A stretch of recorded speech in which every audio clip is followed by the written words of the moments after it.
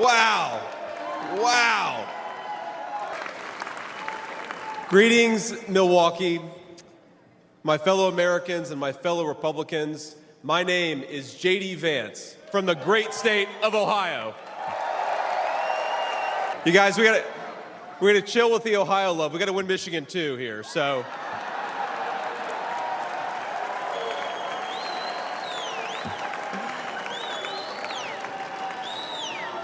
My friends, tonight is a night of hope, a celebration of what America once was, and with God's grace, what it will soon be again.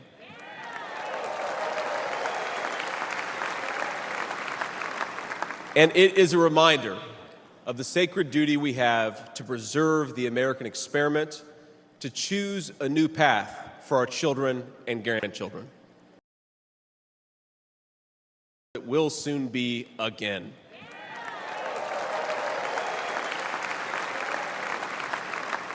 And it is a reminder of the sacred duty we have to preserve the American experiment, to choose a new path for our children and grandchildren.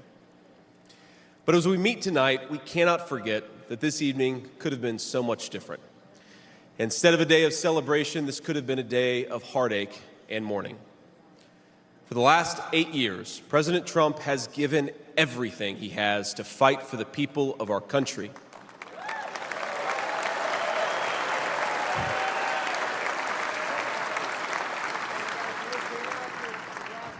He didn't need politics, but the country needed him. Did it? A small town where people spoke their minds, built with their hands, and loved their God, their family, their community, and their country with their whole hearts. But it was also a place that had been cast aside and forgotten by America's ruling class in Washington. When I was in the 4th grade, a career politician by the name of Joe Biden supported NAFTA, a bad trade deal that sent countless good jobs to Mexico. When I was a senior in high school, that same Joe Biden supported the disastrous invasion of Iraq, and at each step of the way, in small towns like mine in Ohio or next door in Pennsylvania or Michigan, in states all across our country, jobs were sent overseas and our children were sent to war. And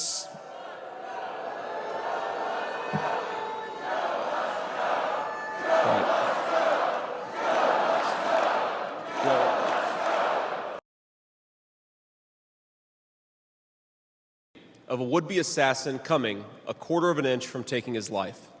Consider the lies they told you about Donald Trump, and then look at that photo of him, defiant, fist in the air, when Donald Trump rose to his feet in that Pennsylvania field. All of America stood with him.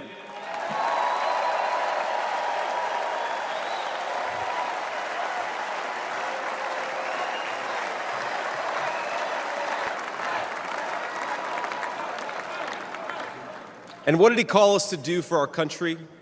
To fight for America. Even in his most perilous moment, we were on his mind. His instinct was for us, for our country, to call us to something higher, to something greater, to once again be citizens who ask what our country needs of us.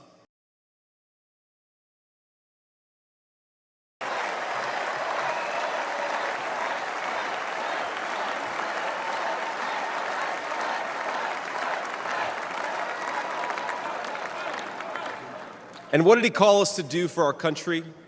To fight for America. Even in his most perilous moment, we were on his mind. His instinct was for us, for our country, to call us to something higher, to something greater, to once again be citizens who ask what our country needs of us. Now consider what they said. They said he was a tyrant. They said he must be stopped at all costs. But how did he respond? He called for national unity, for national calm, literally right after an assassin nearly took his life.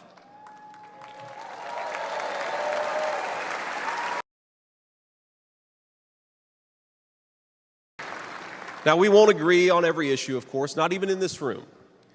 We may disagree from time to time about how best to reinvigorate American industry and renew American family. That's fine. In fact, it's more than fine. It's good. But never forget that the reason why this united Republican Party exists, why we do this, why we care about those great ideas and that great history, is that we want this nation to thrive for centuries to come.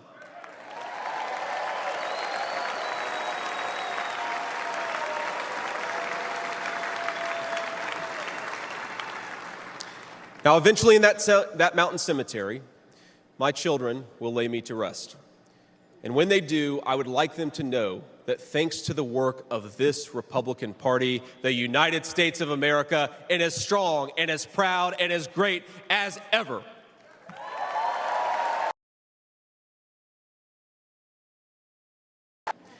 Now, my mamaw died shortly before I left for Iraq in 2005. And when we went through her things, we found 19 loaded handguns. They were...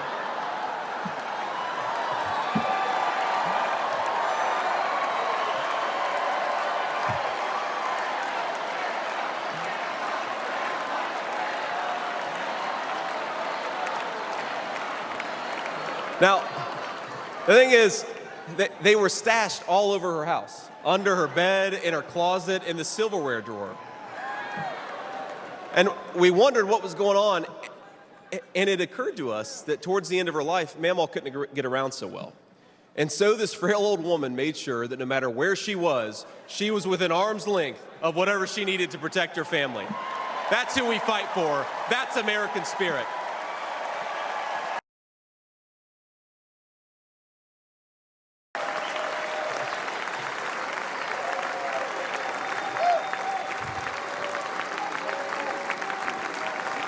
Now, I want to respond to his call for unity myself. We have a big tent in this party on everything from national security to economic policy. But my message to you, my fellow Republicans, is we love this country and we are united to win.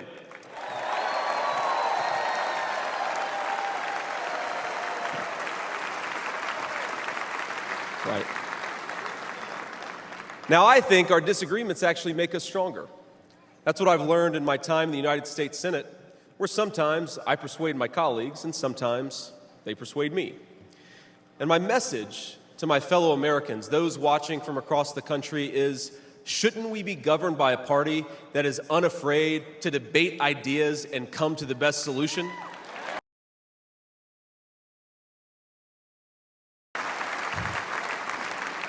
That's the Republican Party of the next 4 years, united in our love for this country and committed to free speech and the open exchange of ideas.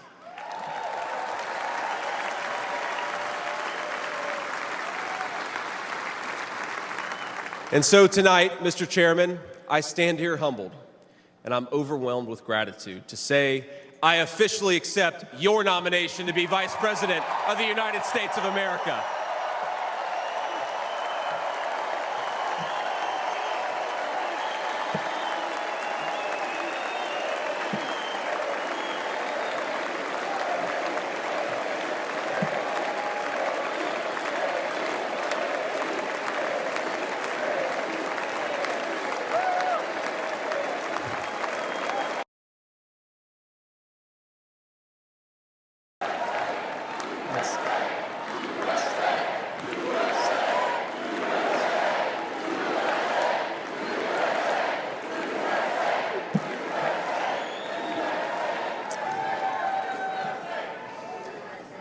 Now, Joe Biden has been a politician in Washington for longer than I've been alive, 39 years old.